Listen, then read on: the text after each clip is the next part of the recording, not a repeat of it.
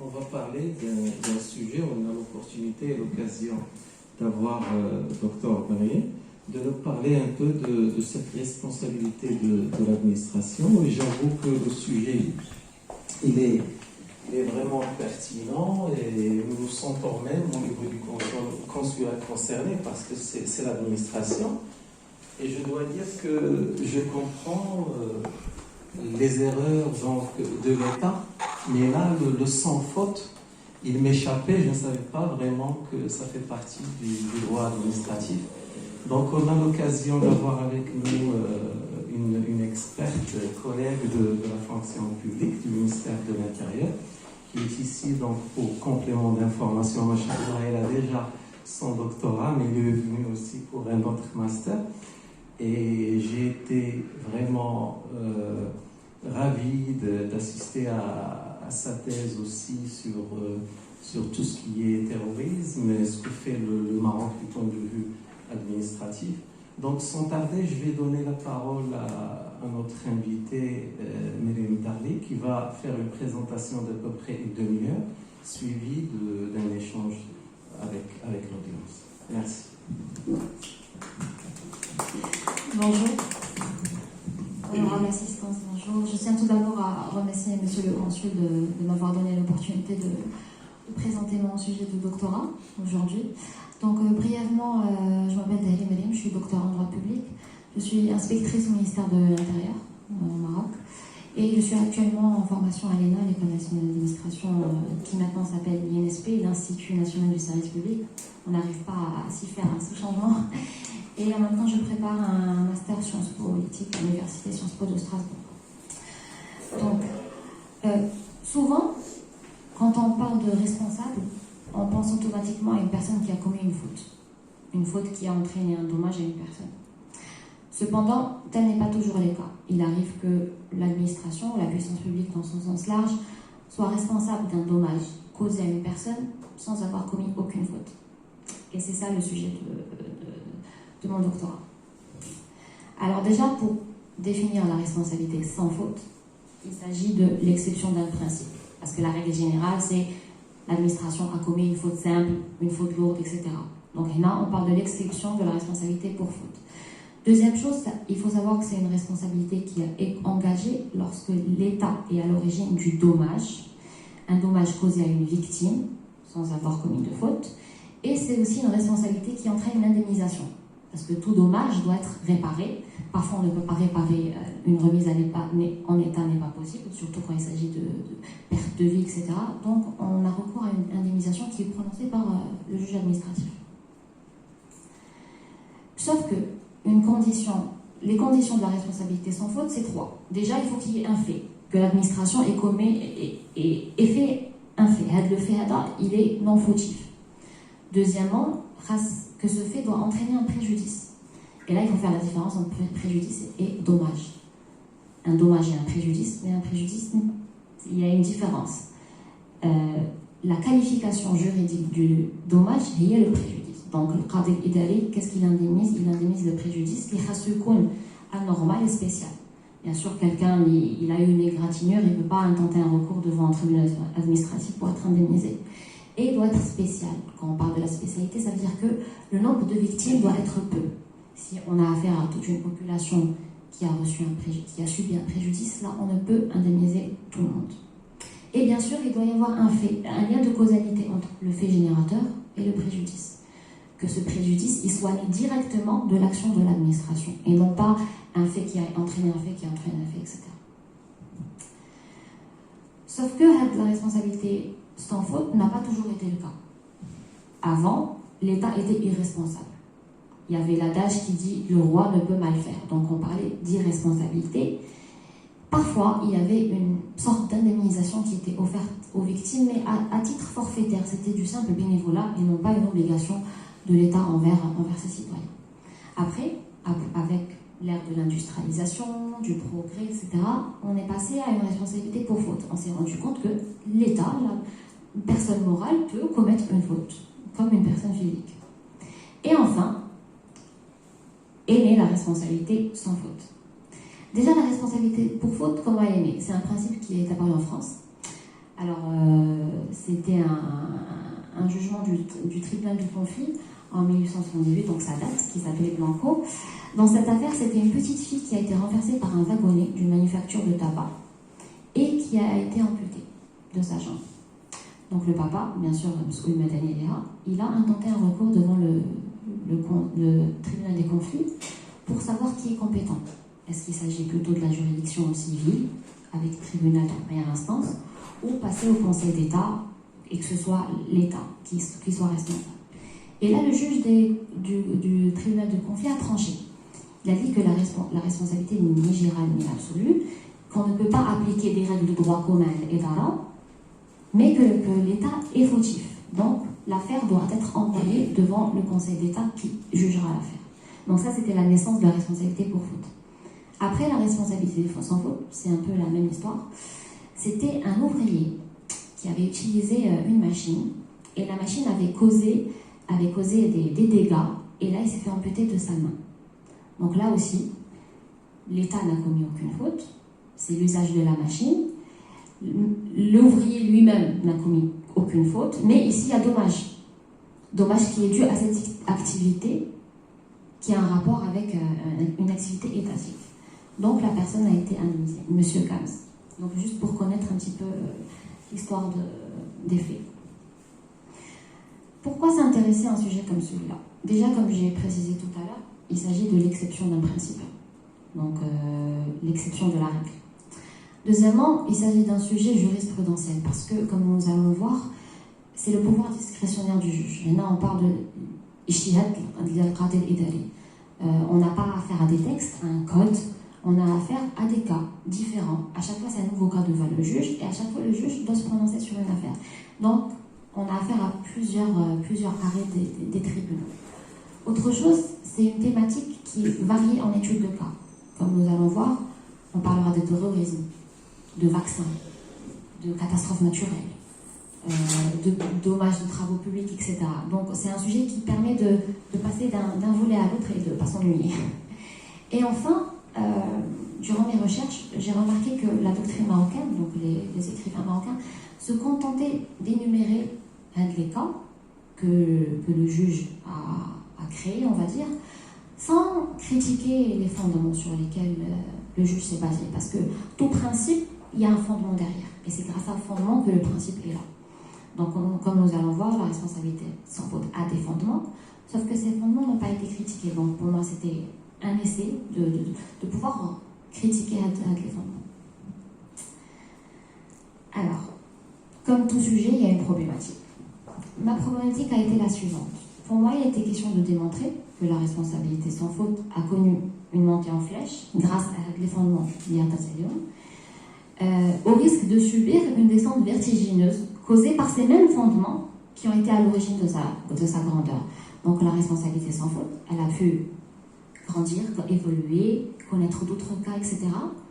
Sauf que le revers de la médaille, c'est que forcément, il y a des critiques derrière.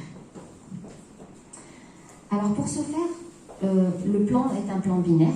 J'ai essayé de simplifier en deux grandes parties. Donc la première partie, ce sera la naissance de cette responsabilité sans faute avec les fondements, les différents cas pour chaque fondement. Et enfin, cette descente vertigineuse, pourquoi ça ne marche pas? Est-ce que la responsabilité sans faute existe vraiment? Et là, c'est sujet à suivre. Donc déjà, la responsabilité sans faute, elle est prévue par les textes de la législation marocaine. Mais ce qu'il faut savoir, ce que j'ai écrit, fondement législatif entre guillemets, parce que au final, le droit administratif est un droit prétorien, à savoir jurisprudentiel. Ce n'est pas un droit qui est codifié à 100%, et que grâce au pouvoir discrétionnaire du juge, à chaque fois, on se retrouve avec de nouveaux cas, avec de nouveaux principes généraux de droit, etc. Donc, pour ce qui est des fondements législatifs, dans le DOC, dans les obligations et contrats, il y a deux articles qui parlent de cette responsabilité. L'article 72 dispose: l'État et les municipalités sont responsables des dommages causés directement par le fonctionnement de leur administration et par les fautes de service de leurs agents. Donc là, en fait, on remarque la conjonction de conciliation « et ». Donc c'est soit directement, soit avec faute. Ça veut dire que la première partie de l'article, on parle de responsabilité sans faute. Il suffit juste qu'il y ait un dommage causé directement par l'activité. Dans le même sens, l'article 80, les agents de l'État et des municipalités sont personnellement responsables des dommages causés par leur dol ou par les fautes lourdes dans l'exercice de leurs fonctions. L'État et les municipalités ne peuvent être poursuivis à raison de ces dommages qu'en cas d'insolvabilité des fonctionnaires responsables. Alors qu'est-ce qui se passe? Parfois, le fonctionnaire est responsable, donc il a commis une faute, sauf que l'État, elle endosse sa responsabilité, mais sans faute, parce qu'il ne s'agit pas de faute de l'administration en tant que telle, mais du fonctionnaire. Donc là, c'est des articles qui sont stipulés par le tarif des obligations et contrats et qui sont applicables à l'État. Dans le même sens, il y a un ensemble de textes qui prévoient des indemnisations. Par exemple, les dommages résultant des atteintes portées contre la propriété privée. Parce qu'au final, en matière d'expropriation, on indemnise, mais on n'a commis aucune faute. On a dû retirer le terrain à un particulier pour une utilité publique, mais là, il y a indemnisation. Donc, on peut dire, dans un sens, qu'il s'agit d'une responsabilité, mais sans aucune faute commise par l'administration. Pareil, des dommages résultant des calamités nationales et sociales. Là, on a affaire à des inondations, à des tourismes, etc. L'État indemnise. De même, des dommages résultant des activités éducatives et sportives. Par exemple, un enfant qui se blesse dans une colonie de vacances, etc. Donc là aussi, l'État est responsable des accidents dans ce sens. Et enfin, les dommages causés aux collaborateurs et fonctionnaires de l'administration. Donc là, c'est juste les textes qui ont été codifiés par la législation marocaine pour un peu faciliter l'indemnisation des victimes. Ensuite, et là on va parler des vrais fondements, qui sont au nombre de 2. Premièrement, on trouve la théorie du risque. Alors la théorie du risque, à la base, c'est une notion de droit privé, qui a été utilisée, adoptée en droit public, en droit administratif. De base, quand on parle de risque, il y a 3 grands risques. On parle de risque danger, de risque social et de risque crime. Et là, en fait, en tant que juriste, à chaque fois qu'on veut chercher un terme, on se réfère au vocabulaire juridique de Cornu. C'est vraiment pour connaître la définition juridique du terme. Et là, en fait, le risque est défini dans le dictionnaire Hadda comme un événement dommageable dont la survenance est incertaine quant à sa réalisation ou à la date de sa réalisation. Se dit aussi bien de l'éventualité d'un tel événement en général que de l'événement spécifique dont la survenance est envisagée. Donc là, voilà, pas mal d'activités sont risquées par nature. Et juste le fait qu'elles soient risquées par nature, si un dommage est né, ou un préjudice plutôt, là, j'utiliserai les deux, dommage-préjudice, mais la qualification juridique, c'est préjudice et non pas dommage. Donc, parmi les cas de la théorie du risque, on trouve les dommages causés aux collaborateurs occasionnels et bénévoles de l'administration. Alors, il y a des arrêts de principe. Parmi les cas, il y avait un collaborateur occasionnel, c'était un chauffeur de bus du ministère de l'Équipement à l'époque, et il devait transporter une marchandise dans les provinces du Sud. Et là, ce chauffeur a été kidnappé par le Fonds Polisario. Et il a été séquestré pendant 25 ans dans les camps de Tindouf. Une fois libéré, bien sûr, il a tenté un recours devant la justice. Et il s'est avéré que, en fait, l'État, le ministère est responsable de ce qui s'était passé à son collaborateur, mais sans avoir commis de faute. Alors, ce qu'il faut savoir, c'est que les indemnisations ne sont pas énormes. On part du principe que c'est une indemnisation symbolique, parce que 25 ans de vie perdue, je ne crois pas que l'argent pourra remplacer ça. Ni parfois quand les personnes meurent, etc. Donc là, en fait, c'était un des cas. Il y a aussi un autre cas de collaborateurs occasionnels. Vous voyez les activités folkloriques et fantasia. Alors en fait, parmi des personnes qui étaient sur le cheval, une fois avoir tiré, il s'est blessé. Donc là aussi, en fait, au début, au niveau de la première instance, le juge avait parlé d'une faute de la personne qui a mal utilisé son arme, alors que pas du tout. Une fois être passé en appel, le juge a précisé que de base, c'est une activité à risque. Donc le risque, il est d'office. Et ce n'est pas une mauvaise utilisation de l'arme. Donc, cette personne doit être indemnisée. Donc c'est là où on se rend compte qu'au final, la faute, ce n'est pas tout. Et qu'un dommage important comme celui-là doit être indemnisé. Alors, ensuite, toujours dans la théorie du risque, donc là, comme je l'ai dit, on parle de fondement. Le fondement, il y a de la responsabilité sans faute. Il y a aussi les risques anormaux de voisinage.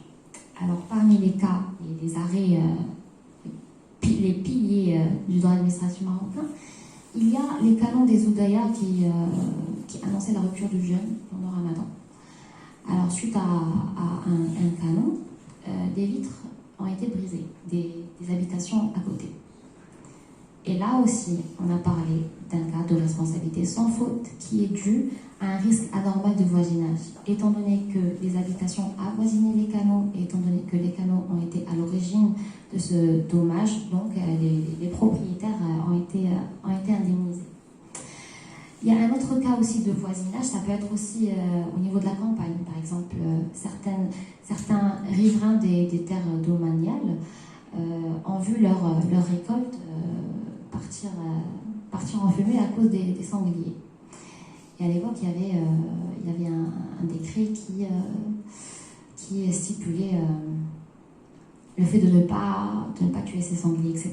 Sauf que ces sangliers causaient des dommages aux fermiers. Et là, les fermiers ont tenté un recours devant le tribunal administratif pour demander dommages. Et le juge accordait cette indemnisation sur la base d'un risque de voisinage. C'est normal. Pareil pour l'OCP, avec toutes les activités qu'il y a, la fumée qu'il y a à cause des usines de l'OCP et tout, pas mal de fermiers ou d'agriculteurs se retrouvent avec des dégâts sur leur terre qui sont dus à les déchets à l'eau, souvent chimiques, dus aux activités de l'OCP. Donc voilà. La dernière rubrique, toujours dans les cas d'activités dangereuses, c'est les activités et les choses dangereuses. Parmi elles, nous trouvons l'usage d'armes à feu et d'explosifs par les forces de l'ordre. Il arrive que lors d'une poursuite, un policier tire un coup de fusil et que voilà, la balle, au final, au lieu de percuter l'assassin ou le voleur, peut toucher un enfant. Et c'est ce qui s'était passé. Donc là, en fait, on parle aussi de responsabilité sans faute. Les explosions des mines, parce que jusqu'à il n'y a pas longtemps, il y avait encore des mines et sur des pistes qui ne sont pas goudronnées, si quelqu'un prend un chemin qui n'est pas sécurisé, il peut être assujetti à cet accident, à ce risque. Donc là, en fait, soit lui, s'il est encore en vie, soit ses ayants droit, savoir sa femme ou ses enfants, peuvent intenter un recours pour demander une indemnisation. Un autre cas de risque, c'est les dommages causés par les trains. Souvent, les personnes en montant ou en descendant du train peuvent avoir un accident. Et pas mal de personnes ont été amputées de leurs jambes ou de leurs pieds à cause des trains. Et toutes ces personnes ont pu recevoir une indemnisation grâce à un recours de plein droit. On appelle ça un recours de plein droit. En opposition à un recours d'excès de pouvoir. Et enfin, le risque médical, à ne pas confondre avec l'erreur médicale. Parce que l'erreur médicale, c'est quand le médecin commet une erreur lors de son diagnostic, lors de l'opération, etc. Mais là, on parle juste de risque médical, étant donné que la médecine de base est une activité qui est dangereuse. Donc, parmi les cas qui ont figuré dans la jurisprudence marocaine, nous trouvons des traitements qui ont causé des dommages, des transfusions sanguines, une personne qui en manque, qui a besoin de faire une dialyse, qui se retrouve avec un virus du sida, alors que de base, ce n'était pas du tout ce qui était prévu, et même certains vaccins. Et là, surtout les vaccins des enfants, les vaccins obligatoires qu'on fait aux enfants quand ils sont jeunes, pas mal de vaccins ont causé de graves dommages aux enfants, comme la perte de l'ouïe, comme des enfants qui sont devenus aveugles, etc. Et tout ça est dû à les vaccins qui sont obligatoires. Et là, comme j'avais dit, le dommage doit être anormal. Donc là, vraiment, on parle de la perte d'un des 5 sens. Et spécial, parce que le vaccin HADA, il a causé ce dommage pour 1 ou 2 enfants, et non pas toute l'école, par exemple. Donc spécial par le nombre de victimes. Donc là, c'est le premier fondement de la théorie du risque. Donc tous les fondements on les retrouve dans la théorie. il y a un autre fondement jurisprudentiel classique, la rupture d'égalité devant les charges publiques. Alors, le principe d'égalité devant les charges publiques, on le retrouve dans la Déclaration des droits de l'homme et du citoyen de 1798, dans son article 13. Mais de base, ça parlait d'impôts. Alors, l'article dit: pour l'entretien de la force publique et pour les dépenses d'administration, une cotisation commune est indispensable. Elle doit être également répartie entre tous les citoyens en raison de leurs facultés. Donc, quand on parle de charge publique, la charge publique est liée à un, doit être la même que l'autre, etc. Pour l'intérêt général, il n'est pas possible que moi, en tant que citoyen, je subis plus que l'autre citoyen. Donc, si tel est le cas, on parle d'une rupture de l'égalité devant les charges publiques. Donc, comme j'ai dit au début, c'était juste une question d'impôt, mais ça s'est transformé pour d'autres charges, et non pas juste la charge fiscale. Et donc, le principe, en fait, on le retrouve dans la Constitution marocaine aussi, dans l'article 39, qui dispose: tous supportent en proportion de leurs facultés contributives les charges publiques que seule la loi peut, dans les forces prévues dans la présente Constitution, créer et répartir. À l'époque, devant un juge administratif, quand il s'agissait d'un texte qui ne prévoyait pas l'indemnisation, le juge, il disait: non, c'est pas possible, le texte n'a pas prévu l'indemnisation, ou qu'il y a une rupture d'égalité devant les charges publiques, moi je ne prononce pas l'indemnisation. Sauf que ça a changé. Maintenant, même en cas de silence de texte, le juge administratif octroie aux citoyens une indemnisation parce qu'il a subi une charge qui a excédé les charges publiques communément supportées par toute la population. Alors, parmi les cas de rupture d'égalité devant les charges publiques, nous trouvons les dommages des travaux publics. Soit il s'agit d'un dommage permanent, soit accidentel. Et là, quand on parle permanent accidentel, ça n'a pas un lien avec la durée du dommage, mais avec le fait générateur qu'on a vu au début. On avait parlé de fait générateur, de préjudice et bien de causalité. Alors, parmi les exemples, il y en a des dommages permanents, il y a l'installation des fils électriques, le passage des chemins de fer, le bruit occasionné par décollage, atterrissage d'un aéroport, la création à la suspension d'une rue. Donc, tous les cas, ils font partie des dommages permanents qui peuvent entraîner indemnisation. Après, il y a des dommages accidentels. Par exemple, l'aggravation d'un risque naturel, l'arasement d'une dune par l'administration pour des travaux publics, l'effondrement d'un mur, si un mur s'effondre sur votre voiture, par exemple. Voilà, donc tous les cas, c'est des dommages accidentels qui permettent aux personnes, aux victimes d'être indemnisées. La deuxième catégorie de la rupture d'égalité devant les charges publiques, il y a l'exécution des décisions administratives régulières. Une décision administrative individuelle ou la réglementaire. Parmi les cas de la jurisprudence marocaine, les décisions individuelles, c'était un homme qui avait un magasin sur une voie, sauf qu'en fait, l'État a construit un pont.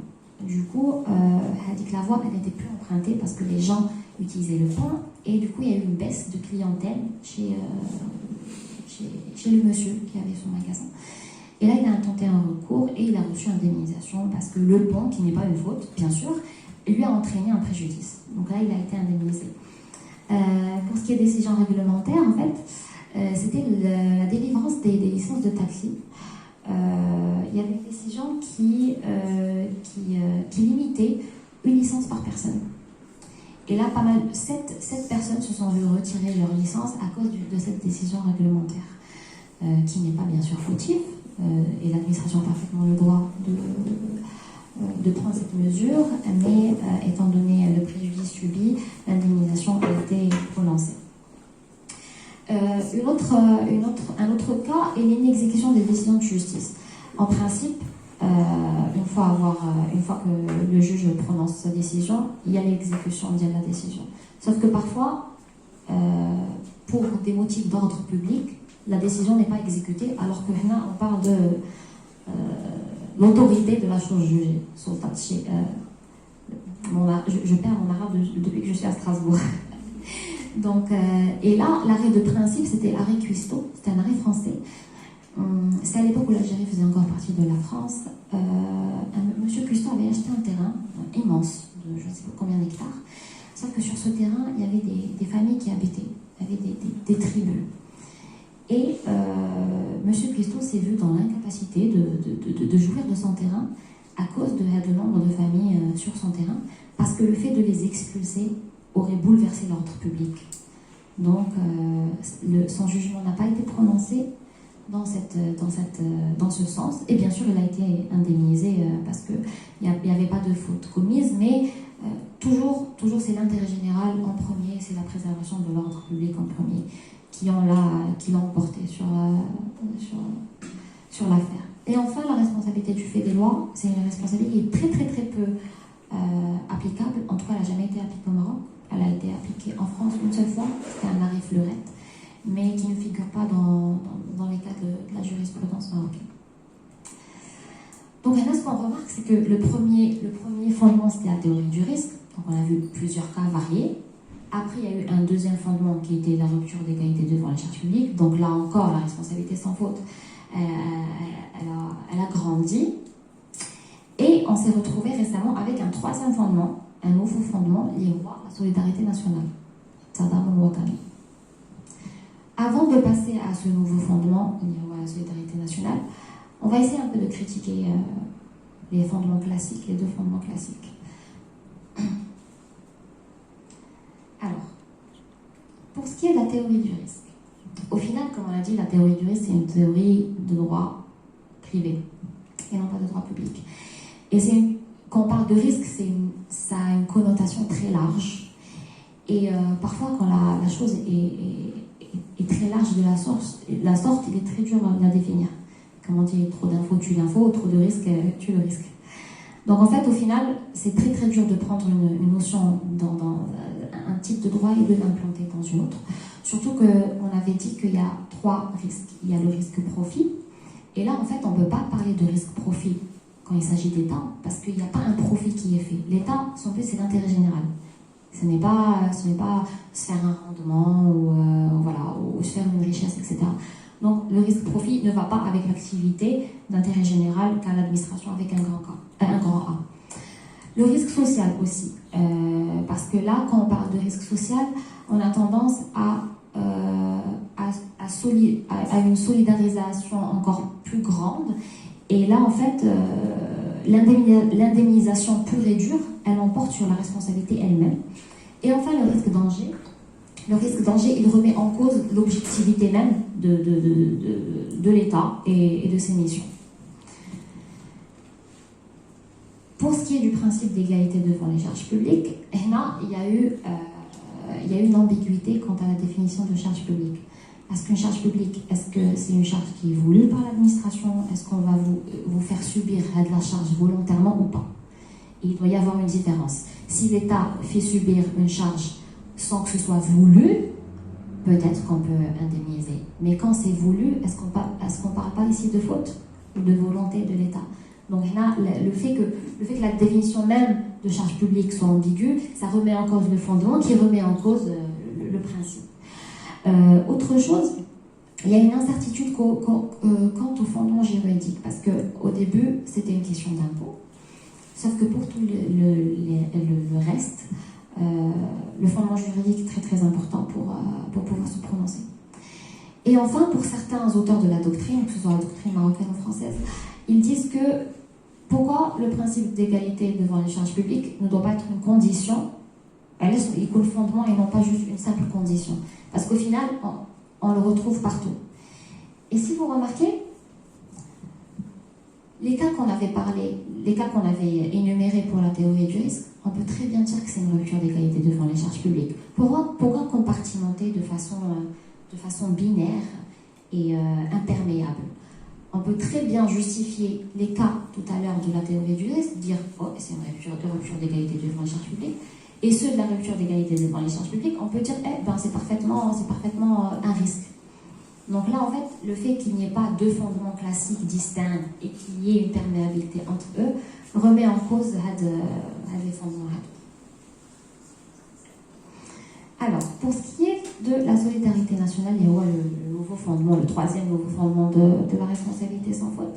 Et là, en fait, il y a, comme pour les fondements de façon générale, il y a la volonté législative, parce que la solidarité nationale, en fait, elle est prévue, c'est un principe constitutionnel au Maroc, donc il y a pas mal de textes qui la prévoient. Et après, bien sûr, il y a les cas où le juge administratif a prononcé l'indemnisation sur la base de la solidarité nationale. Alors, déjà, en fait, l'article 18 de la Constitution qui appelle à la solidarité nationale et qui dispose « Tous supportent solidairement les charges résultant des calamités nationales ». Donc, là, ce principe a été repris. Tous supportent solidairement. Le premier tous supportent solidairement, en fait, c'est dans la Constitution française et ça a été repris dans la Constitution marocaine, l'article 40. Tous supportent solidairement et proportionnellement à leurs moyens les charges que requiert le développement du pays, de celles résultant des calamités nationales et des catastrophes naturelles. Donc là, on revient au cas tremblement de terre, effondrement, où toutes les catastrophes naturelles peuvent causer des dommages aux gens.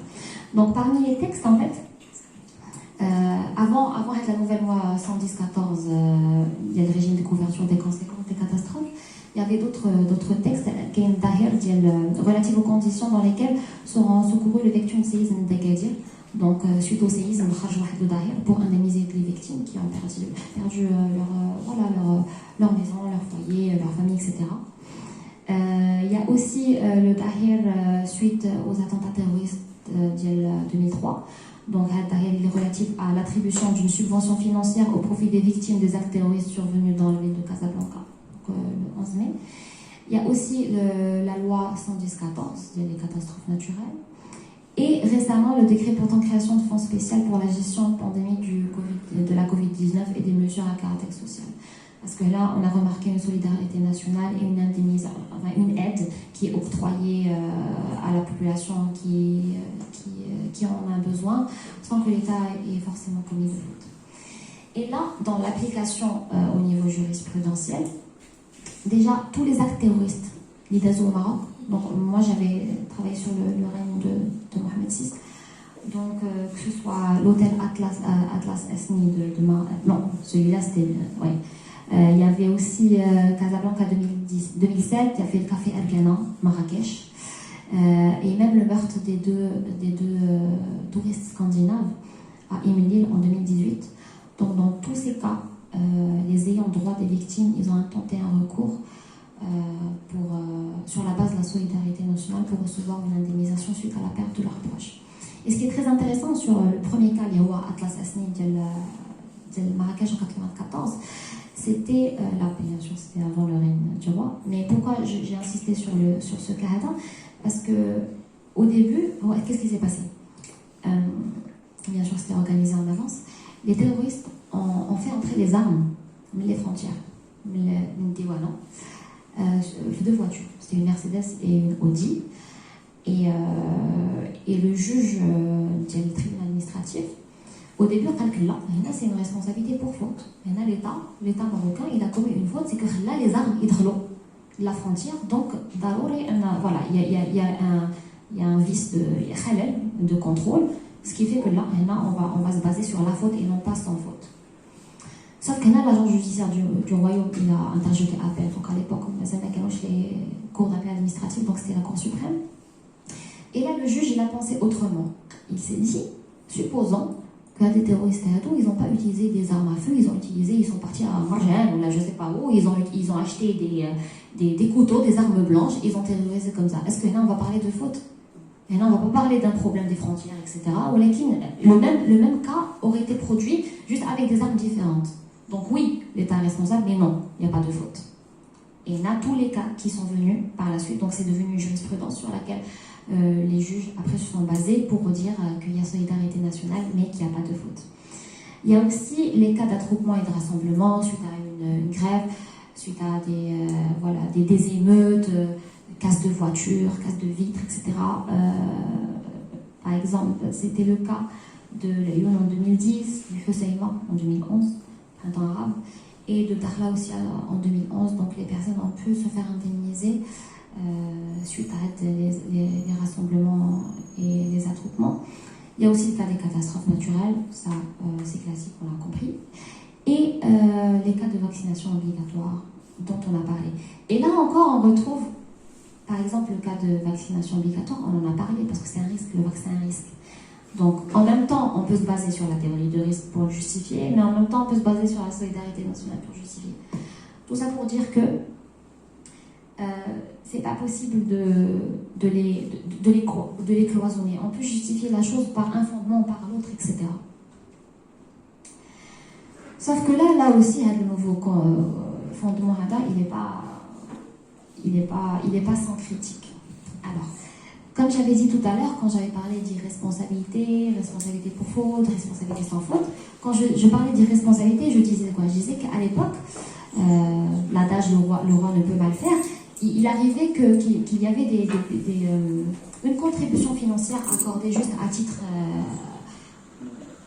forfaitaire.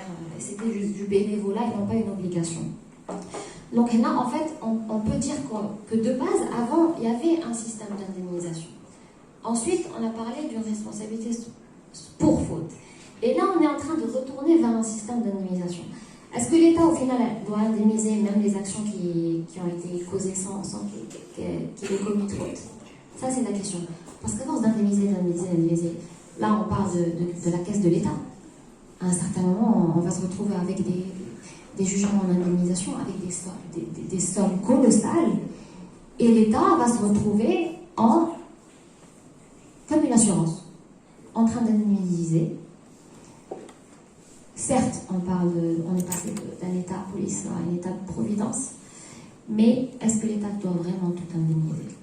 D'un point de vue de la victime et ses enjeux de droit, bien sûr, et même ça, parfois, ce n'est pas suffisant. Quand on perd un proche, même avec tout l'or du monde, on ne le retrouvera pas. Mais qu'en est-il au niveau financier? Qu'en est-il au niveau de la qualité de la souveraineté de l'État? Donc voilà, tout ça pour dire en conclusion que, au final, il ne s'agit pas vraiment d'une exception, parce qu'une exception, c'est quelques cas, et là, on commence à se retrouver avec plein de cas, surtout qu'à chaque fois, on trouve un nouveau fondement.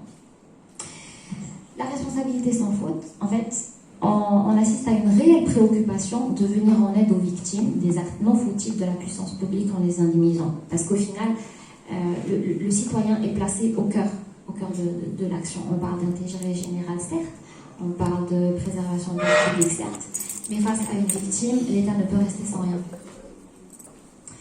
On parle aussi d'une remise en cause sur la base, une remise en cause des bases sur lesquelles repose la responsabilité sans faute, et il y a un doute quant à sa réelle existence. Parce que quand on remet en cause les fondements, forcément on remet en cause le principe en lui-même. Et enfin, on assiste à une dénaturalisation au profit d'un retour à la faute ou d'un simple système d'indemnisation. Donc voilà, donc c'était pour faire court et merci de votre attention.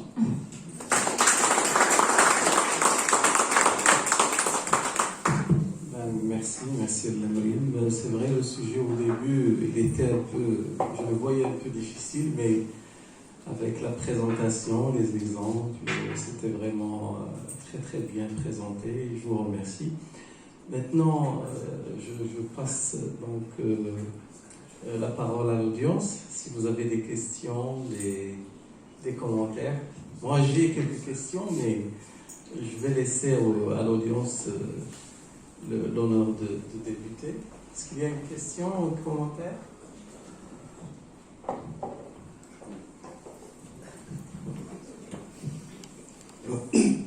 Merci beaucoup, docteur Mariam. Le sujet est surprenant, c'est vrai, lorsque j'ai reçu l'invitation, j'étais très étonné, mais je suis admirativement surpris davantage encore, et je vous félicite pour la clarté de votre exposé, la richesse des exemples. Je repartirai éclairé et instruit. J'ai été juste intrigué par l'explication du juge d'appel, du juge en appel, sur l'affaire Atlas Asmi. Je ne sais pas, je ne suis pas juriste, mais je me demande, est-ce que l'arme utilisée ne participe pas dans la qualification du crime? Est-ce qu'une arme à feu et une arme blanche sont la même chose? Le jugement, ou est-ce qu'il y a une différence? Un acte commis par arme blanche, est-ce qu'il équivaut à des armes à feu? Or, je suppose que les armes à feu relèvent d'un autre caractère. Je suis intrigué par la décision, par la base sur laquelle s'est fondé le juge.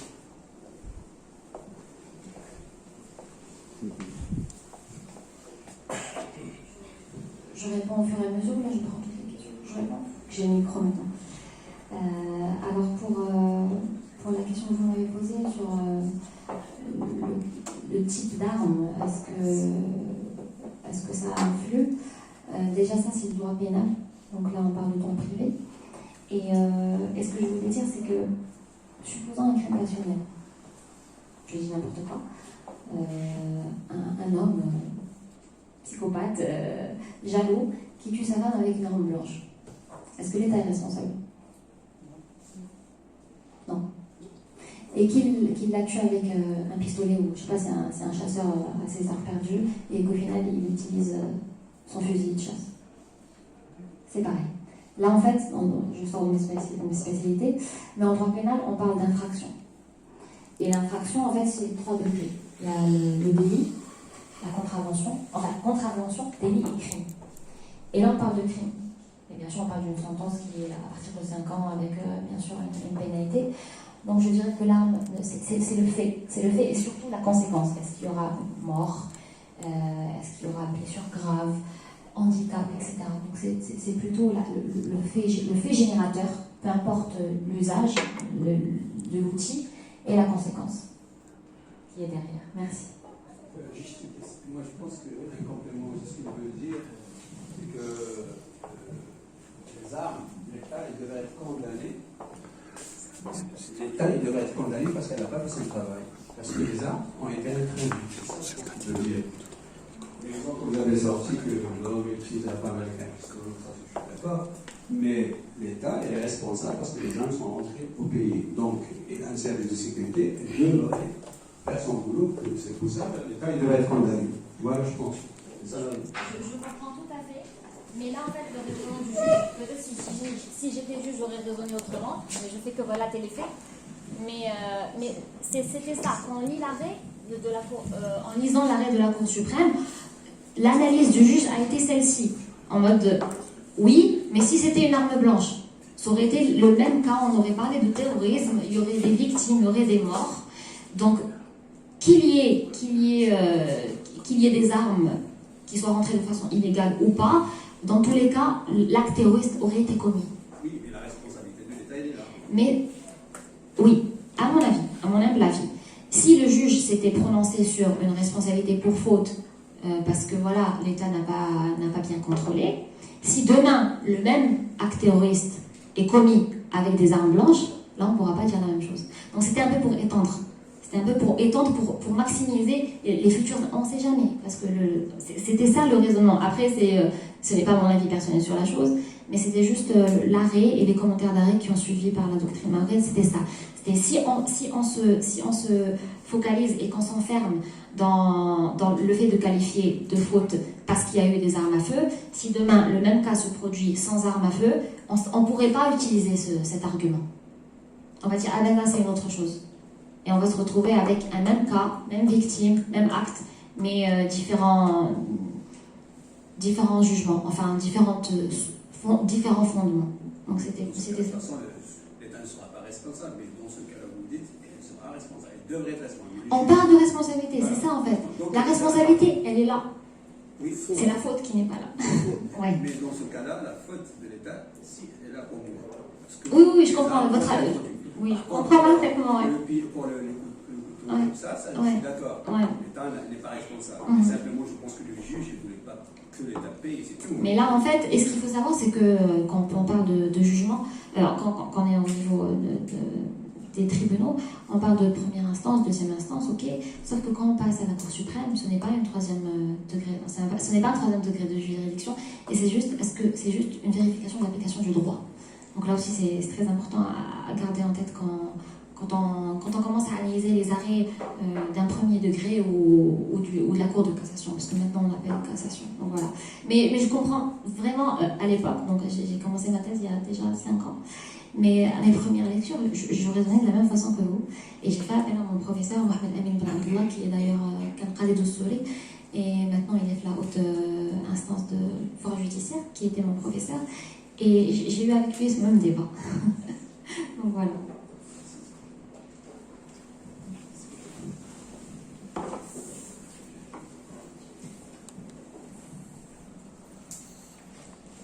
Bonjour. Oui, si vous me permettez, je voudrais juste poser 2 questions successives. Quand l'État est fautif, est-ce que les victimes sont bien indemnisées? C'est la première question. Deuxième question, vous parlez des droits et tout. J'aimerais bien savoir au Maroc, parce qu'il y a quand même des droits, est-ce que le droit marocain est bien appliqué par les juges marocains?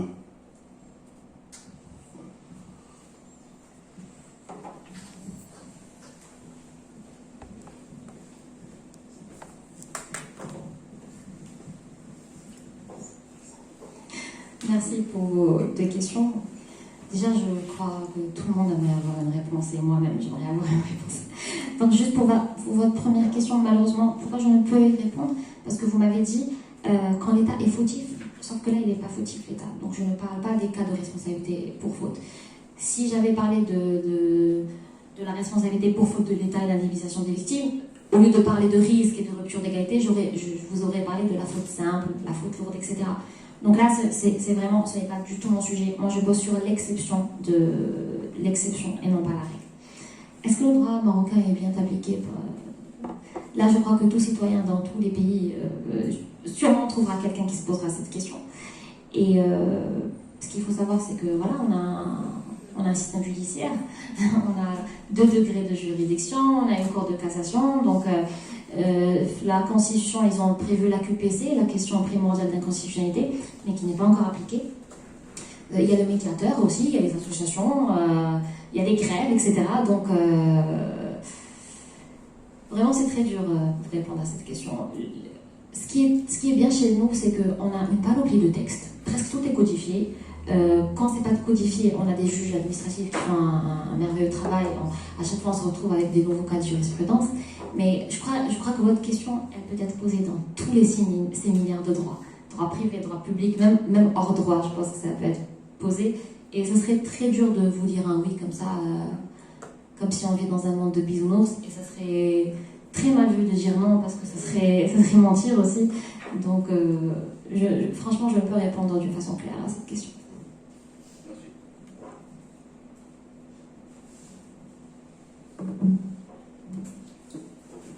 Si vous permettez, il y a une question.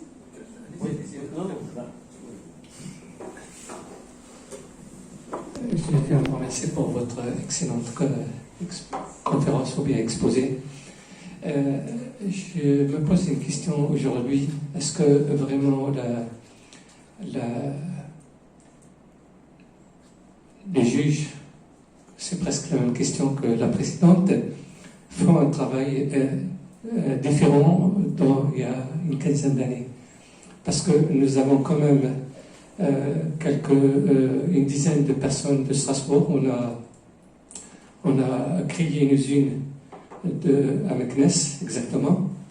Et puis, bon, c'était une société anonyme qu'on a réalisée là-bas. On a constaté, après que le gérant utilisait 2 voies. À l'Assemblée générale, par exemple, il a utilisé un vrai dossier. Tout de suite, le même notaire, hein, c'est le même. Aujourd'hui, je les ai, hein, la copie falsifiée, signée par le même notaire. Est-ce que nous avons essayé de déposer plainte contre le gérant et le notaire? On n'a pas réussi à faire quoi que ce soit. Aujourd'hui, les personnes qui ont investi dans l'usine qu'on a réalisée au Maroc, à Meknès, pardon, à Sabayoun exactement, il y a plusieurs personnes qui sont décédées. Et d'autres sont vivants. Mais on n'a jamais eu l'honneur de prendre un thème comme celui-là, aujourd'hui servi par le consulat du Maroc, autour d'une conférence. Est-ce que vraiment la justice est toujours la même, ou bien il y a eu un changement? J'espère, après avoir entendu votre exposé, qu'il y a une évolution dans notre charmant pays qui est le Maroc. Merci.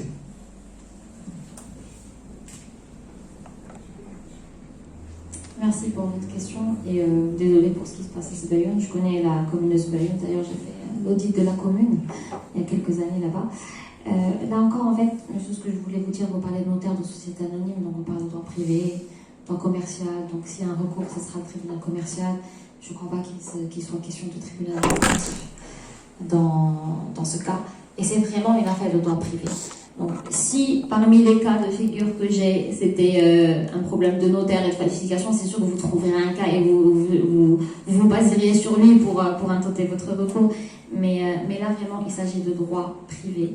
Et est-ce qu'il y a une justice? On ne peut que confirmer les progrès qui ont été faits au Maroc durant ces dernières années, c'est sûr.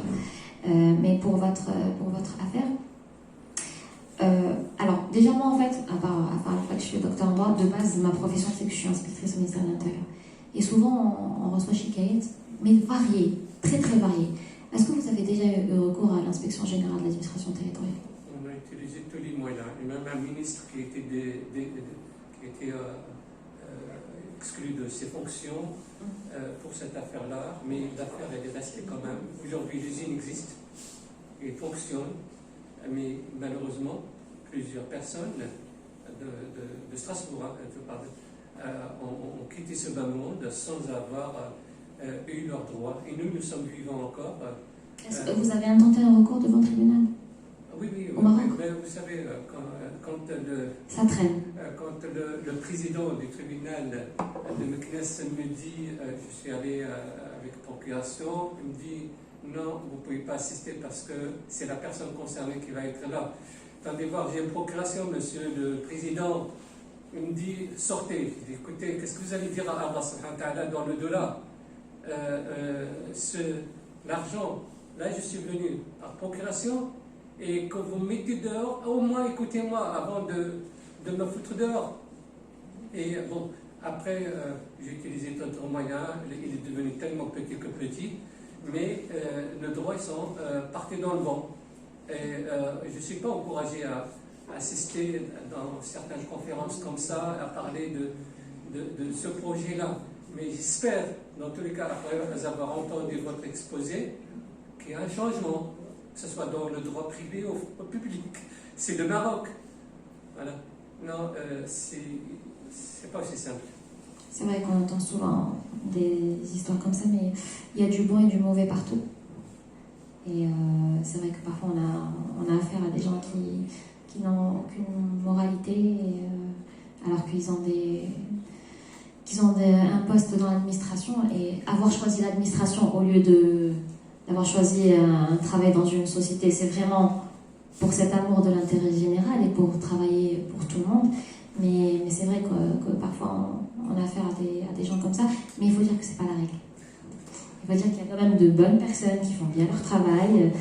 Moi, je connais un syndicaliste qui a été licencié à Tours, au Maroc, à faire, et il a obtenu 300 000 dirhams de dommages. C'est par un avocat, Ouais. c'est la loi qui est au-dessus. Ça peut pas, il y a des choses qu'on ne peut pas tellement. Après, c'est du cas par cas, et parfois il faut être un peu trop persévérant pour avoir son dû. Mais voilà, le Maroc, ça reste un beau pays, et on espère que d'année après année, on n'aura plus affaire à des gens comme ça. Mais cette affaire, franchement, elle doit être résolue, ça c'est sûr. Mais pas au niveau de la responsabilité sans faute de l'État, parce que là, il s'agit d'une société anonyme, donc c'est vraiment entre particuliers. Mais voilà. Est-ce que vous avez pu contacter... Bon, à l'époque, c'était l'Ouali, maintenant, ce n'est plus une wilaya. on a laissé tomber, Vous avez laissé on a laissé tomber le jugement auprès d'Allah subhanahu wa ta'ala. C'est le meilleur. Contre avec- C'est le meilleur, le karma en plus. Voilà. Ouais.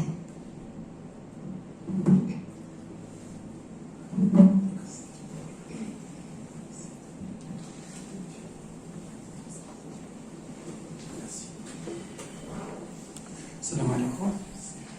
Merci beaucoup, docteur Tawi, pour la pertinence de votre exposé, pour l'effort consenti à l'effet de nous rapprocher un petit peu de cette notion de responsabilité sans faute de l'État et d'indemnisation des victimes. Alors, moi, je souhaiterais revenir un petit peu sur un cas qui relève du droit administratif. C'est un cas un petit peu qui remonte aux années 50. C'est le cas des huiles nocives.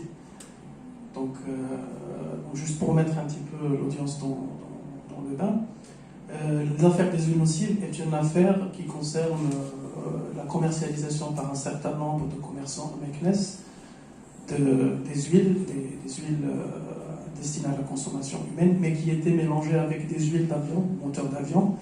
Et ces huiles-là, ils ont été prises sur la base militaire de Knetra et de Sidi Slimane.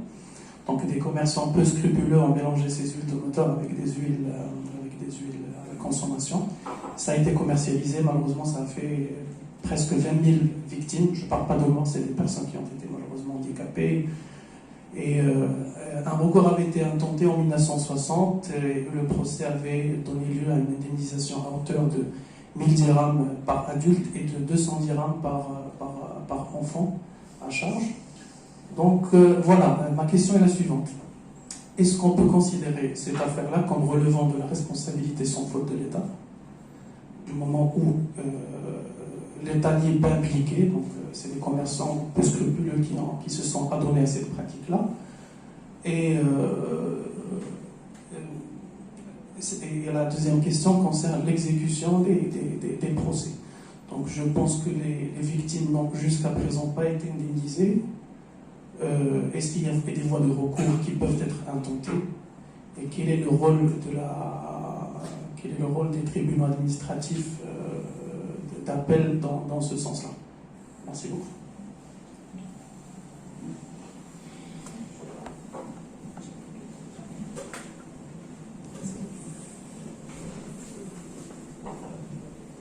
Merci pour votre question. Donc en fait, pour cette affaire, c'est passé devant le tribunal administratif de Meknes, c'est ça? Pas Meknes, Ouais. je me rappelle plus du tribunal administratif qui a rendu le jugement, mais je me rappelle que c'est un jugement qui a été rendu en 1960. Ok. D'ailleurs, j'ai eu mon bac et ma licence avec Meknes. Je connais très bien. Ah. Ça fait partie des exemples dont il nous parlait fréquemment. D'accord, ouais. Mais du coup, il ne figurait pas dans la responsabilité sans faute, sinon je l'aurais lu. Non. Alors en fait, là, je voulais confirmer que c'était un cas de jurisprudence administrative et non pas civile. À dire vrai, je ne suis pas au courant de ce cas. Et il ne figure pas dans les cas de responsabilité sans faute, parce que là, on voit pertinemment qu'il s'agit d'une faute. Après que les victimes n'ont pas été indemnisées, est-ce qu'il y a eu exécution du jugement ou pas? Les personnes étaient jugées à l'époque. Oui, mais quand on a notre jugement, après, il faut aller l'exécuter. C'est ça, c'est pas automatique. C'est pas automatique. Parce que surtout, ça dépend du degré de juridiction. Parce que si on est dans le premier degré, la partie adverse, elle peut passer en appel. Après, ils peuvent passer la cassation. Mais pour ce qui est de l'indemnisation, en fait, la cassation, c'est ça. Et après, c'est possible même de faire des pénalités de retard, en fait. Pas mal de cas, ça se passe. Déjà, là, la somme, je la trouve très dérisoire. Je ne le dirai par personne. Il y a l'expertise, il y a des experts. On peut demander à expert de Mehkama, à Khabir, ou jusqu'à mettre d'accord sur une somme qui soit convenable. Parce que là, quand même, un produit cosmétique, au final, c'est mélangé, des problèmes cutanés, ça peut causer des trucs très très graves. Et nous dirons, qu'est-ce que la personne va faire avec? Il faut dire que c'est des sommes qui ont été arrêtées en 1960. Lorsqu'on parle de 1000 dirhams en Oui. 1960, ça n'a pas la même valeur. Oui, mais 1000 dirhams en 1960 qui n'a pas été donné à la personne, ça va valoir combien en 2022. C'est énorme. C'est énorme. Il y a une anecdote que je pense que c'était en 60 ou 61, je ne me rappelle pas, mais il y avait une tradition, mais c'était toujours Malik Sultan, une jour des parents, une personne qui a été le Maghreb. Et à partir de cette affaire, ils l'ont annulé. Je me rappelle l'affaire. Malik, c'est bien passé après. Une journée avec une personne, il a essayé de les libérer, avec les personnes qui avaient fait un coup. Il a demandé leur libération parce qu'il pouvait demander tout ce qu'il voulait. C'était pour les exposer. Alors, à partir de là, ils ont arrêté. Depuis là, c'était fini. C'était plus mal. C'est pas non. Je ne suis pas au courant de cette affaire. Je précise que je suis né en 93. Voilà, il y a Sultan Toumba. Sultan Toumba, mais Sultan Toumba, ça concerne uniquement les étudiants en théologie. Ah non, il n'y avait pas. Enfin, dans les Médinas,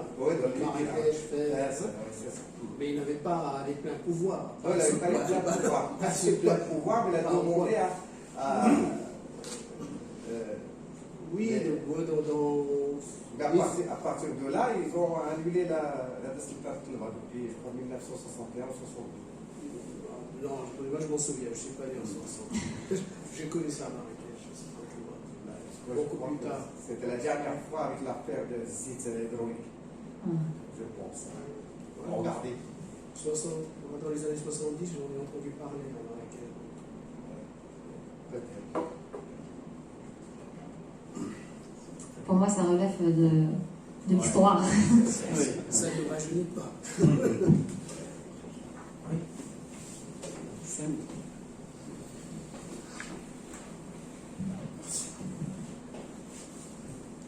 Déjà, bonjour.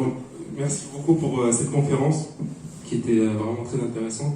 Moi, j'avais juste une question, même si je n'ai pas vraiment de notion très développée en droit, parce que c'est pas vraiment le cœur de mes études, mais par exemple, pour déterminer la responsabilité sans faute de l'État, dans quelle mesure on peut garantir l'indépendance de la justice vis-à-vis de l'État quand, par exemple, je ne sais pas si c'est le cas au Maroc, mais pour la séparation des pouvoirs, est-ce qu'elle est vraiment garantie pour garantir, en fait, si la justice juge l'État, comment on peut garantir que les juges et que la justice en général sont indépendantes dans ces cas-là?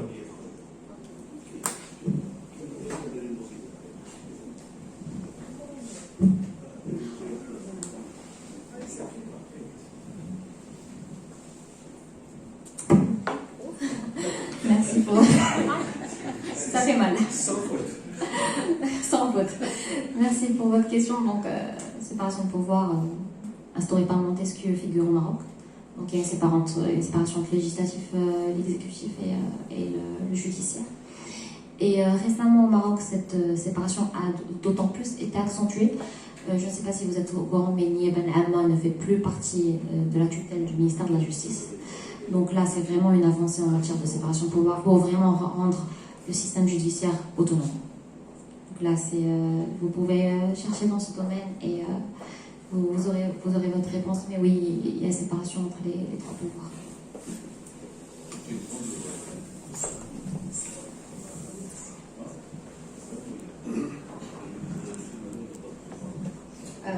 Bonjour, déjà bravo docteur pour votre présentation. C'est vraiment très intéressant, surtout pour quelqu'un qui n'est pas... Bon, j'ai eu quelques notions de droit, j'ai fait quelques années, quelques études, mais c'est vraiment intéressant. Ma question est vraiment d'un point de vue basique, purement par curiosité. Quelles sont les étapes à suivre en cas de faute, si jamais quelqu'un veut avoir une indemnisation, d'un point de vue vraiment pratique et technique? Quelles sont les étapes à suivre, la durée de temps, par exemple un événement T0, est-ce que ça prend des années, des mois, juste pour avoir une idée, grosso modo, des étapes à suivre, juste pour avoir une idée à quel point ça prend du temps. Et voilà, j'avais juste envie de rajouter juste un commentaire par rapport à ce que vous avez répondu.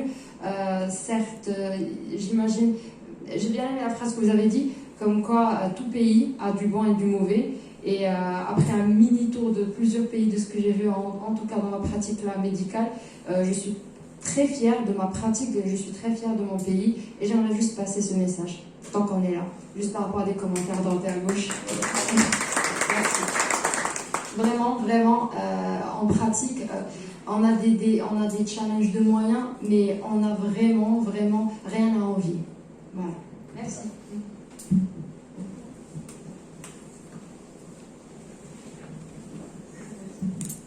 Merci pour votre commentaire et merci pour votre question. Alors, quand vous avez parlé du durée, combien de temps ça prend, déjà, est-ce qu'on parle de durée de la procédure? Ça, c'est une chose. Ou quelle durée au juste? Parce que sur certains cas, par exemple les cas de vaccins, je prends un exemple en l'air, peut-être que le dommage, on le verra quelques années plus tard. Et non pas... Donc en fait, la procédure commencera quand il y aura préjudice, et non pas supposition de préjudice. Après, le préjudice, ça dépend. Est-ce que c'est un préjudice immédiat? Donc si c'est le fusil, enfin l'arme du policier, voilà, il y a dommage immédiat. Si c'est surtout dans le domaine médical, parfois ça prend du temps pour que le dommage... Parce qu'il y a des conditions de forme et de fond pour avoir intenté un recours et saisir le tribunal. Et d'ailleurs, dans ce cas, j'avais parlé lors de ma thèse du vaccin Covid. Et en fait, j'étais partie sur une spéculation, une supposition. Et si le vaccin Covid était obligatoire? Parce qu'en fait, là, les cas d'indemnisation, c'est pour les vaccins obligatoires. Et si le vaccin Covid était obligatoire, et si dans 10 ans, on se retrouve avec des préjudices, et qu'au final, le lien de causalité confirme qu'il y a un lien direct, là, on aura un nouveau cas du vaccin Covid, je dis n'importe quoi, Pfizer, Sinovac, etc., parmi les cas. Donc la durée, donc voilà, pour ce qui est de premier volet avant contentieux, donc avant contentieux, c'est vraiment quand le préjudice va apparaître. Et puis après contentieux, choisir un avocat, saisir la justice et puis attendre son procès. Après, ça dépend des villes. Franchement, il y a certains cas où ça se passe en 1 année, il y a certains cas où ça se passe en 5 ans. Après, ça dépend. Est-ce qu'il y aura un deuxième degré de juridiction ou pas? Est-ce qu'il y aura une expertise? Après, une contre-expertise. Ce qu'il faut savoir, c'est qu'au Maroc, pendant la période Covid, il n'y avait que tout ce qui est JNAI qui passait et tout ce qui est civil a été retardé. Donc, et là, c'est très compliqué. Moi-même, ma famille ayant des affaires au tribunal, on est encore en train d'attendre le jugement. Et il y a une phrase que les juristes disent, mieux vaut un mauvais arrangement qu'un bon procès, parfois. Après, ça dépend des cas. Qu'est-ce que vous pensez de la corruption des juges et tout? Après, c'est pas mon sujet. Si monsieur le consul aimerait une prochaine conférence. Non, mais au Maroc, la loi marocaine est vraiment extraordinaire. Et les articles sont vraiment bien, c'est très très bien fait. Il y a même, moi j'ai assisté à une conférence où il y a un avocat, il parlait de la copropriété et tout, et le droit de bail et tout, alors il a dit c'est une loi marocaine qui a été prise par la France. Et j'en suis vraiment fier. Mais c'est vraiment dommage que la loi marocaine n'est pas appliquée du tout. Tout ce qui est appliqué, c'est la corruption. Et je le dis fort et haut. Franchement. Il faut que ça s'arrête quand même. Et ceux qui payent les pots cassés, c'est nous les immigrés. On est vraiment maltraités et malmenés par... Il y a à peu près 90% des immigrés qui ont toujours des problèmes au tribunal. Alors, il y en a 30 ans, je connais un gars qui avait 40 ans dans le tribunal et il est mort. Et c'est ses enfants qui ont hérité Hérité du procès. Voilà, exactement. Moi, j'ai plein de dossiers. Alors, j'avais des rencontres et tout. Et tout ce que je suis en train de vous dire, je l'ai dit à Amtek Ouabi, le ministre de la Justice, qui était là la dernière fois. Et j'ai parlé avec lui, et j'ai parlé comme ça. Alors, parce que la liberté, bon, des juges et tout, alors, bon, c'est bien, moi, je suis pas sur la liaison, mais il ne faut pas quand même abuser, franchement. Parce qu'il y a l'abus de pouvoir, alors il y a des gens qui sont vraiment fous. Alors, ils jugent comme ça les gens, alors à leur insu, alors les convocations. Alors, nous, on habite en France depuis 1971-1970. Et quand il s'agit d'un petit truc comme ça, alors, on nous convoque au Maroc. Alors, malgré qu'on a notre adresse, il est dans la carte nationale, on est connu au consulat, on est connu partout, alors dans la vie associative et tout. Alors, on nous convoque au Maroc. Première convocation, deuxième convocation, troisième convocation, le gars n'est pas venu, il est rentré au Maroc, il était arrêté à la douane. Allez, 20 000 euros qu'il devait payer à un gars de Nancy, alors, parce que, bon, il s'est chopé à cause de sa femme et tout, alors voilà. C'est pas vraiment bien, alors, parce que. Ouais, mais ils le font exprès, ils le font exprès. Alhamdoulilah, ça s'améliore. Non, ça s'améliore, rien du tout. Dans la suite de ce qu'a dit Simana, moi ce que je voulais dire c'est que il y a des fautes sans faute. Moi j'ai l'impression, après tout ce que j'ai entendu, la présentation et les interventions, c'est difficile que l'État se soustrait. Et le fait que parfois il est sans faute, la conséquence c'est que tu as un jugement léger, une indemnité qui n'est pas vraiment, parce que tu ne te sens pas responsable directement. Et c'est pour ça que ma question, ce qui m'intrigue aussi, comme a dit notre ami C. Hassan, c'est que les autres États, qu'est-ce qu'ils font? Je ne sais pas si vous avez la possibilité de voir ce que font les autres États. On parle souvent des pays scandinaves qui sont très avancés en matière de protection de droits, mais je ne sais pas sur cette question de faute sans faute, est-ce que c'est universel, donc ça se fait de la même manière et le Maroc s'en est inspiré, ou c'est juste ça concerne juste notre pays? Merci Monsieur le Consul. Déjà pour votre première remarque, effectivement on se rend compte que les sommes ne sont pas importantes, limite on parlera de sommes symboliques. Par exemple, pour l'affaire d'une des deux touristes scandinaves, l'indemnisation accordée a été de 50 000 dirhams. Exactement.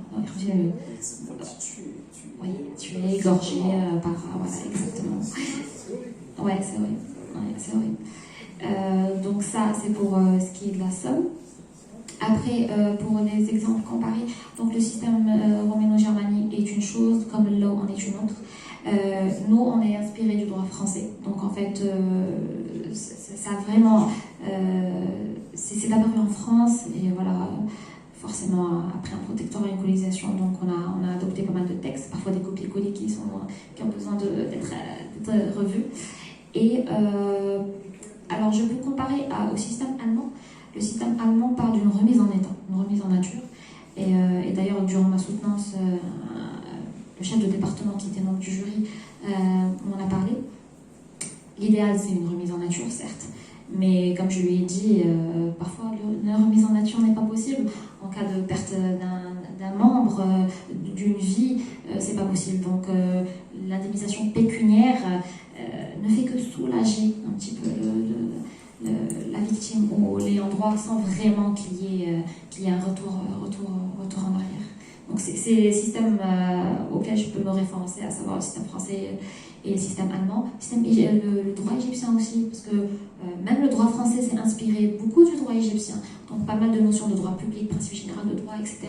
Tout ce qui est pouvoir discrétionnaire du juge, donc on retrouve ça dans le droit égyptien aussi.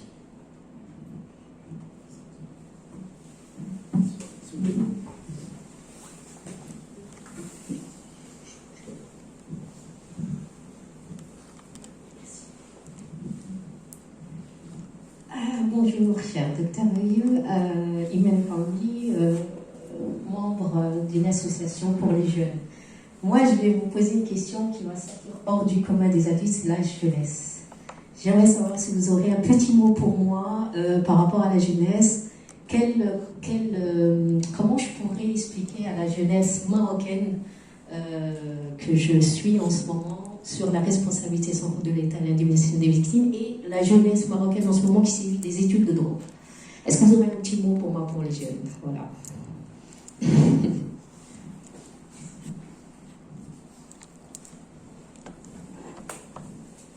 Sujet des jeunes, c'est ça. Déjà, il faut savoir que moi aussi je suis une jeune. J'ai mon bac à 16 ans. Et Je rectifie, adolescent. Adolescent, d'accord, ok. Ben, franchement, j'ai exprès fait, j'ai choisi une définition très très simple au début pour que ce soit très fluide. La responsabilité sans faute, c'est quand l'État est responsable sans avoir commis une faute et pourtant il y a une victime et cette victime, on ne va pas la laisser livrer à elle-même. Il faut que l'État réagisse. Donc je crois que faire plus facile que ça, pour moi c'est compliqué. Déjà, sans utiliser des termes juridiques qui sortent de je ne sais quel siècle, mais vraiment par terre à terre, je dirais que c'est la meilleure façon d'expliquer une chose. Et déjà, le principe même s'explique lui-même. Parce qu'en fait, le principe il est expliqué par une notion qu'il n'a pas. Responsable sans faute. Ok, je suis responsable, je n'ai pas commis d'erreur vis-à-vis de toi, mais tu es dans le besoin, je suis là pour t'indemniser. Aussi simple que ça. J'aurais dû poser la deuxième question. Je vous entends.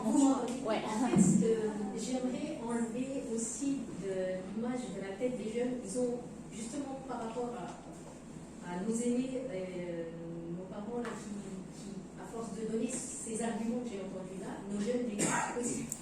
Et j'aimerais leur enlever les fausses idées reçues. Parce que c'est vrai, la corruption existe dans tous les pays. Il ne faut pas se voiler la face. On va pas qu'on Maroc. Sauf que maintenant, la jeunesse a une image de la juridiction marocaine un peu, méfiante, quoi. Elles n'ont pas. Si maintenant je parle à un jeune, tu sais, on a aussi des juridictions, ouais, mais ce sont tous des mythos, des menteurs, des voleurs, excusez-moi l'expression, mais voilà ce que les jeunes pensent d'aujourd'hui de notre juridiction marocaine. Après, c'est pas faux entièrement, mais la corruption, vous allez trouver partout. Vous allez en Amérique, vous allez trouver, c'est Alice au pays des merveilles. C'est pas mieux qu'en Maroc, en France, c'est partout. En France, c'est encore pire, hein, j'en ai vu, les corruptions. Et comment quand même inciter la jeunesse à suivre quand même la voie des textes de loi, aller dans les juridictions avec des étapes concises, etc. Et ne pas forcément dire. Voilà. Alors, déjà, un adolescent qui parle de politique et de droit, je trouve ça génial. J'espère que c'est pas un copier-coller de ce que les parents disent à table. Donc voilà, parce que là, ce ne sera pas sa parole, mais celle de ses parents. Parce que justement, vous l'avez compris, c'est ceux-ci qui suivent justement des clubs, différents clubs politiques, et justement, ils s'intéressent beaucoup. En tout cas, c'est génial. C'est merveilleux. En plus, là, avec la technologie, c'est encore plus facile. Et il y a des manières très douces, du marketing, etc. Donc, c'est plus facile d'attirer un jeune à différents domaines, pas celui du domaine politique. Je tiens à préciser que je suis technocrate, étant inspectrice, je n'ai pas le droit d'émettre d'avis sur tout ce qui est politique, les partis, etc. Donc je suis bien apolitique. Donc qu'un jeune lui-même puisse se forger sa propre idée sur le politique, je trouve ça génial. Après, pour le familiariser avec des thématiques de droit, là c'est encore plus compliqué. Donc là, s'il y a des associations qui font ça, c'est juste génial. Que les ministères aussi utilisent des canaux de sensibilisation, et ça aussi ça peut être sympa. Il y a une phrase en droit qui est dite, mais que je trouve très difficile. Nul n'est censé ignorer la loi. Et là, ça s'applique pour toutes les tranches d'âge, malheureusement. Et c'est très relatif, mais voilà, c'est comme ça. On est supposé savoir. Il y a un bulletin officiel qui sort tous les jours avec tous les textes, que ce soit détaillés, des décrets, etc. Donc on est supposé comme lire un journal de ce qui se passe, faits divers, etc. Lire aussi notre bulletin officiel. Mais c'est très intéressant de voir. Moi, quand j'étais à la fac, j'étais à la fac en 2010, l'université Moulay Ismaïl, d'ailleurs Touled. Et surtout quand il s'agit de droit public, en tout cas le droit privé, je trouvais beaucoup de jeunes. Un qui veut devenir notaire, avocat, un qui veut travailler dans une multinationale, dans le département juridique, etc. Mais le droit public, je me retrouvais avec des fonctionnaires qui avaient leur licence et qui voulaient faire un master ou un truc comme ça. Et c'est vrai qu'on ne voit pas assez de jeunes qui sont intéressés par le droit public. Sauf que moi, je trouvais ça trop passionnant parce qu'on sortait des codes pénals. Et vraiment, on a deux parties qui ne sont pas égalitaires au final. On a l'État en tant que Léviathan, si on veut suivre l'expression de Thomas Hobbes, et on a un particulier. Et là, il y a un juge qui doit jongler entre les deux, préserver l'intérêt général d'une part, garantir les intérêts particuliers d'autre part. Et je trouvais que c'était là toute la beauté du droit public, c'est ça pourquoi j'ai fait ça. Après, les goûts et les couleurs ne se discutent pas. Il y a d'autres qui sont passionnés par l'art, d'autres qui sont passionnés par la médecine.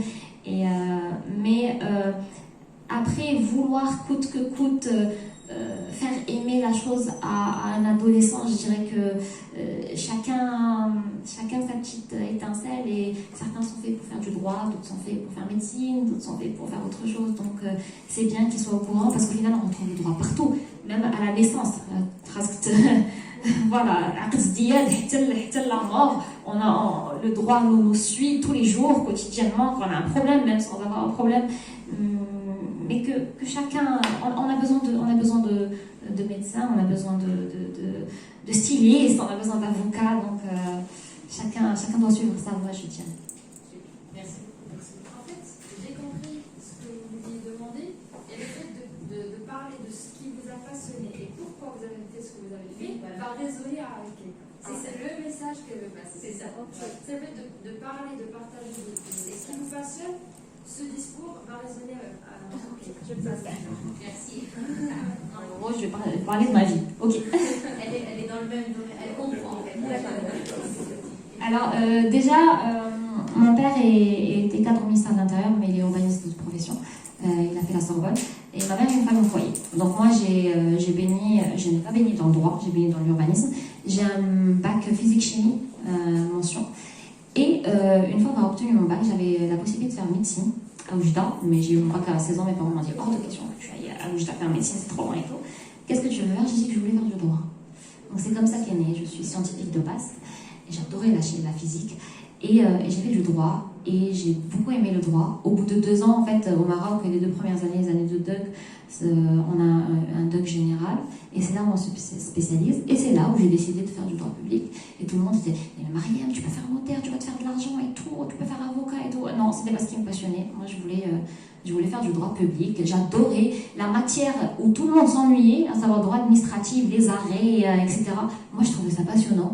Et donc, j'ai fait ma scolarité en français, et je devais lire des arrêts en arabe en plus, avec des phrases où, franchement, parfois je me dis, mais il aurait pu dire ça en une seule phrase, et là tu as trois pages pour dire la même chose. Mais quand on aime la chose, on dépasse voilà, on esquive tous les soucis. Donc voilà, licence en droit public, master droit public, sciences politiques, et là je me suis directement inscrite en thèse.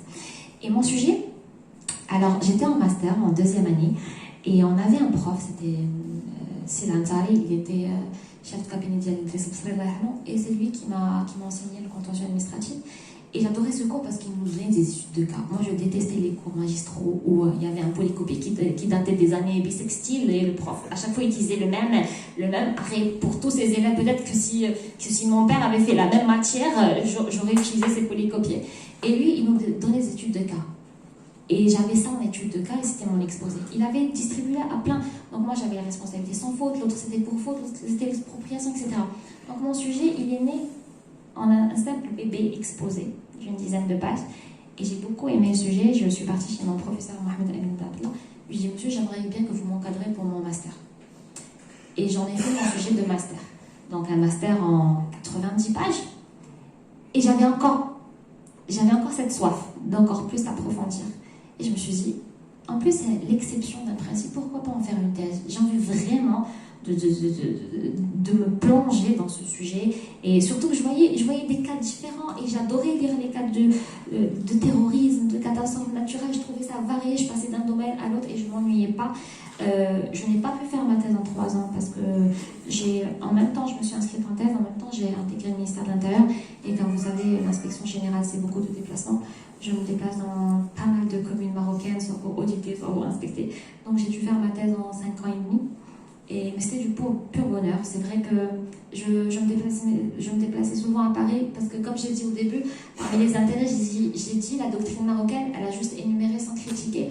Donc je faisais des déplacements, je passais ma petite semaine à Paris, à Cujla, je faisais mon rat de bibliothèque et je rentrais au Maroc. Donc je prenais un congé administratif pour aller étudier.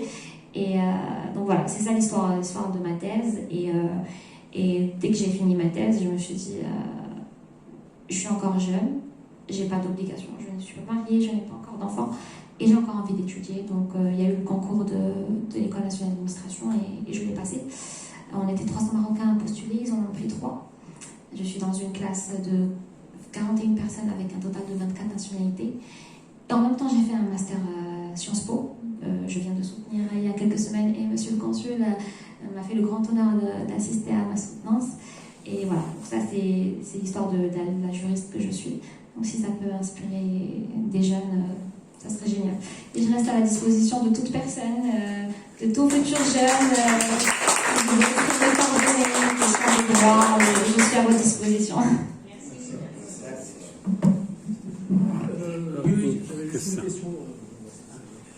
Merci beaucoup, docteur Tari, pour l'exposé ponctué d'exemples aussi. Pour moi qui ne suis pas un spécialiste du droit, donc c'était intéressant. Oui, voilà. La question c'était juste par rapport au cas de jurisprudence qu'il y a eu. Donc c'est vrai que certains juges, dans les exemples que vous avez cités, donc se sont remis en question par rapport à certains jugements. Est-ce que ça a eu un impact sur les textes? Voilà.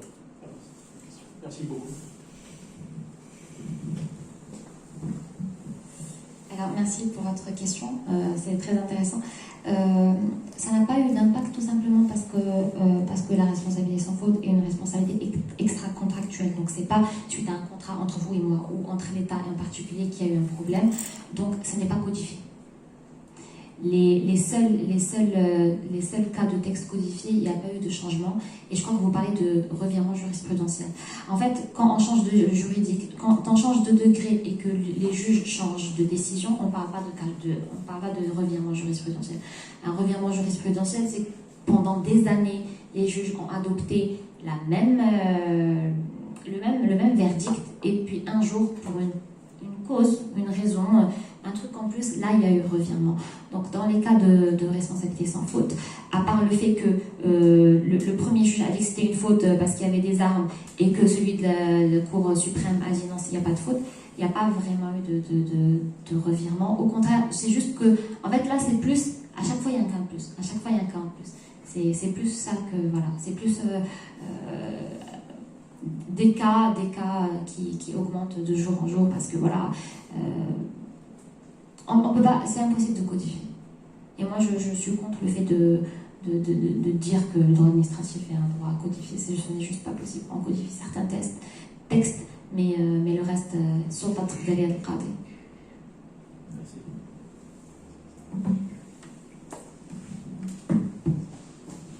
S'il n'y a plus de questions, je voudrais donc remercier Dr Meriem pour sa présentation, vous remercier vous aussi pour vos échanges. Je prends note que la question de la justice, elle est vraiment très importante et intéresse tout le monde.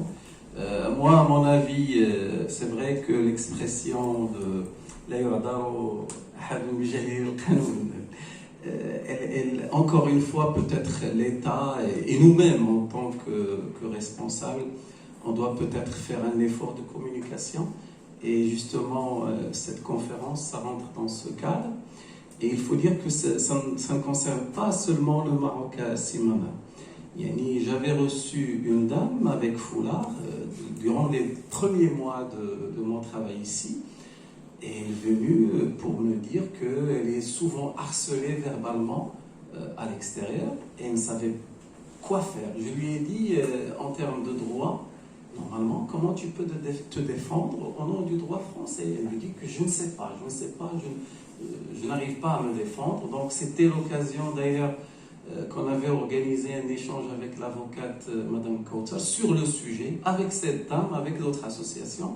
Elle leur a expliqué comment se défendre dans ce genre de situation. Les situations changent et on est toujours donc à l'écoute pour parler de ça.